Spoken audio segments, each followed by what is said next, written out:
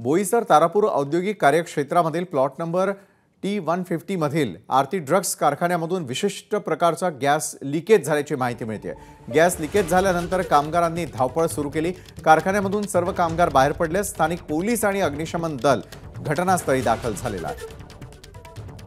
संतोष पाटील आपले प्रतिनिधी या संदर्भात अधिक माहिती आपल्यापर्यंत पोहोचवत आहेत। संतोष, बोईसर तारापूर औद्योगिक कार्यक्षेत्रातल्या आरती ड्रग्स कारखान्यातून नेमकी काय घटना घडते आणि का तिथे काम करणारे नागरिक जे आहेत ते देखील बाहेर पडल्याचं कळतंय? नक्कीच विशाल, आताची जी घटना आहे बोईसर तारापूर औद्योगिक कार्यक्षेत्रातील T150 या प्लॉट नंबर मध्ये आरती ड्रग्स ही कंपनी आहे आणि या कंपनीमध्ये अचानक गॅस लिकेज झालेला आहे आणि त्यामुळे जे कामगार होते कंपनीमध्ये त्यांनी मोठ्या प्रमाणात पळ काढलेला आहे आणि त्यानंतर आता तिथे अग्निशमन दल आणि पोलीस घटनास्थळी दाखल झाले आहेत। मात्र हा कोणता गॅस आहे, कशा पद्धतीने लिकेज झाला ही माहिती समोर आली नसली तरी कामगार मोठ्या प्रमाणात भीतीच्या छायेमध्ये आहेत आणि एकूणच पाहायला गेलं तर आज कोणी कामगार अटकले आहेत का हे सुद्धा पाहणं महत्त्वाचं ठरणार आहे। आता सध्या हा गॅस लिकेज झालेला आहे, पाऊसही मोठ्या प्रमाणात सुरू आहे, त्यामुळे आता पोलीस आणि अग्निशमन दल काय भूमिका घेतात हे पाहणं महत्त्वाचं ठरणार आहे। विशाल, निश्चितच आहे। मात्र या ड्रग्स कारखान्यामध्ये नेमकं काय काय बनवलं जातंय, काय अंदाज असावा की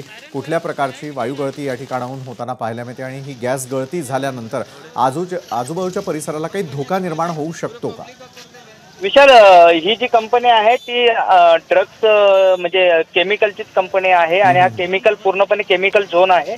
इथे मोठ्या प्रमाणात फार्मास्युटिकल्स वगैरे ह्या कंपन्या आहेत आणि कंपन्या आहे एकमेकाला लागून सुद्धा आहेत, त्यामुळे आता हा गॅस लिकेज झालेला आपल्याला थोड्याच वेळात जी खरी वस्तुस्थिती आहे ती माहिती पडणार आहे, त्यामुळे आता नेमकं अग्निशमन दल वगैरे काय भूमिका घेते ते पाहणं महत्त्वाचं ठरणार आहे। नक्कीच धन्यवाद संतोष आपण दिलेल्या या सविस्तर माहितीसाठी।